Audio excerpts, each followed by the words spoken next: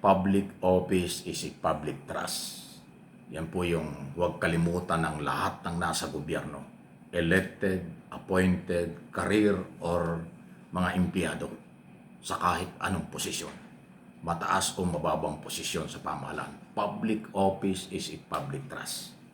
Okay? Kasi pagka po nasira yan, kawawa ay ang mamamayan, hindi yung opisina, hindi yung personalidad sa posisyon. Alam niyo kung bakit ko sinasabi ito? Pasintabi na kay Congressman Bong Suntay.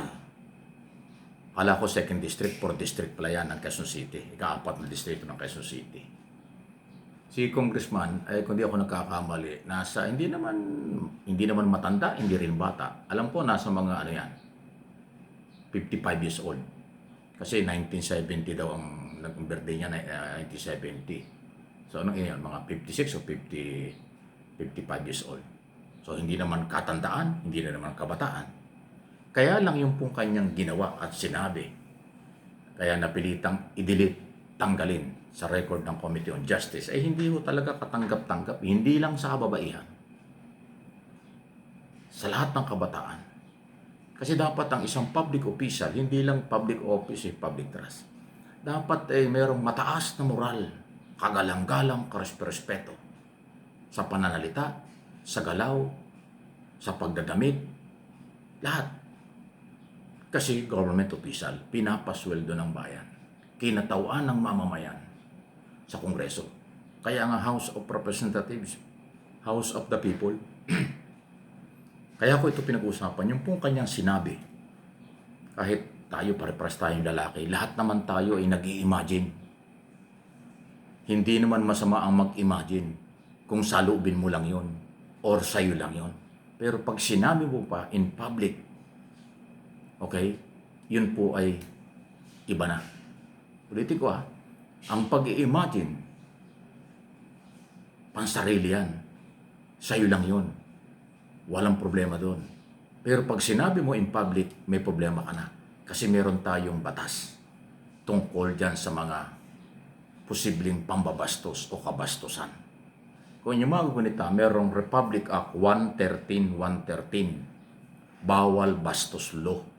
Yan po ay pinagtibay noong 2019 during Duterte administration. Kaya lang si Duterte rin lumabag dyan dahil marami rin kabastosan sinabi yan sa media, on television at social media. Itong si Congressman Suntay ng Quezon City, isipin mo napakaseryoso ng impeachment issue na tinatalakay. Bigla pa namang naisingit yung nandun daw sa isang siyang hotel, bigla daw nakita niyan dumaan doon si Ann Cortez, yung artista. Abay, napakaganda pala. Sabi niya, maganda pala yung artistang yun. Inimagine ko tuloy, nag-imagine tuloy ako. Isipin mo dapat pa ba sabihin nyo? Kung ano man ang, dinaim pa niya nag-imagine daw siya at meron daw talaga siyang naramdaman. Isipin mo yan. Yung ba'y dapat sabihin ng isang congressman? Kaya nga nagdebate pa yung mga congressman doon. Yung iba ayaw pa nga na i-delete yung sinabi ni congressman doon sa record. Meron tumutulta, bakit daw dinilit? Tapos sinabi pa ni Congressman Suntay na wala daw masama ron. Wala raw sexual doon sa issue niya. Wow! Alam ba niya doon sa anti-bastos law? Bawal bastos law, Republic Act 113. 11313. Yan. Hanapin niyo yung batas na yun.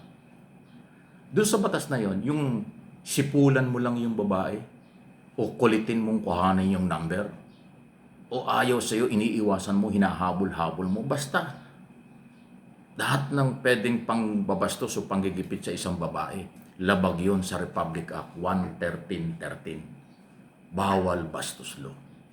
Ayun pa kaya aminin mo in public na ikaw ay nag-imagine? Tapos sinabi mo pang ikaw ay merong talagang naramdaman? Yun ay kabastusan. Yun ay labag sa batas na yan na sinasabi natin, Republic Act 11313. Ayaw ko lang kung anong gagawin ni Ann Cortez yan. Maaaring pwede niyang gamitin yung batas para kasuhan itong congressman o pwede namang hingiin lang niya ang public apology kung ano man. Wala naman hong ganun. Pero kung ito binabanggit ko Hindi ko sinasabi at sinususugan yung artista ay mag-file ng kaso. For information lang, lahat ng kababaihan meron kayong proteksyon diyan sa ganyang klaseng mga galaw ng kalalakihan at sinasabi ng kalalakihan. Huwag niyong kalimutan yung bawal batas bastos law. Republic Act 113, yun po yung number. Meron kayong sapat na proteksyon dyan. Kakaiban. So, kayong mga mamamayan na kinakatawan nitong congressman ito ng Quezon City, ano inyong nararamdaman? Yung kanyang pamilya, yung asawa at mga anak niya, ano kaya nararamdaman nila?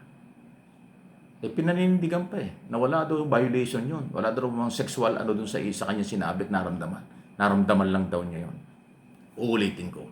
Ano man ang ating nararamdaman, huwag mong ilabas o wala kang lalabaging batas. Kasi kahit sino pwedeng mag-emosyon, pwedeng mag-imagine, imagination o kung ano man. Pero pag inilabas mo at in public, yan ay mayroong paglabag na sa batas. Maliban sa kahiyahiya. Kahiyahiya ka, congressman. Nakakahiya ka, congressman. Naka-coat in tie ka, professional sana ang dating, kongresista. Pinapasweldo ng taong bayan, public office, public trust. Dapat yung isang opisyal ay kagalang-galang talaga. Pero gano'n ang paliwanag at gano'n ang sinasabi. Wow!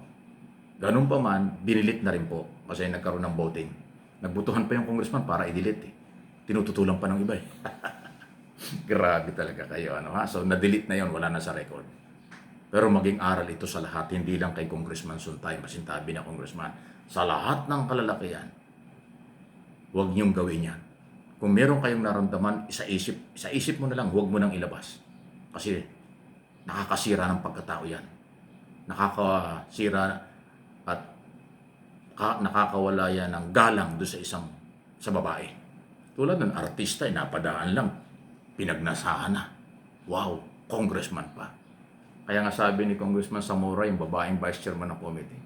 Just imagine, sabi niya, uncalled for, unprofessional. Nanggaling sa isang congressman yung ganong pananalita. Isipin mo, pati mga congressman paano ba natin sasabihin niya? Parang nandidiri doon sa sinabi. Nagulat sila na manggagaling sa isang elected congressman ng ganong klaseng mga salita. Matatawa ka na lang. Anyway, wala naman ng personalan, kaya lang ako umaabot sa ganyang issue kasi ako, ang aking laging sinasabi, for information, for education, huwag natin pamarisan ang mali at labag sa batas. Kahit sino pa yan, kahit presidente pa yan, kahit congressman, kahit senador, kahit cabinet secretary, kahit sino na nasa gobyerno. Dapat maging halimbawa kayo sa kabutihan, hindi sa kalaswaan, hindi sa pang-aabuso sa kapangyarihan, hindi doon sa dapat iniiwasan niyo yung salitang kanto, salitang lasing, salitang ay nako, wala talaga Please like and share na ating topic.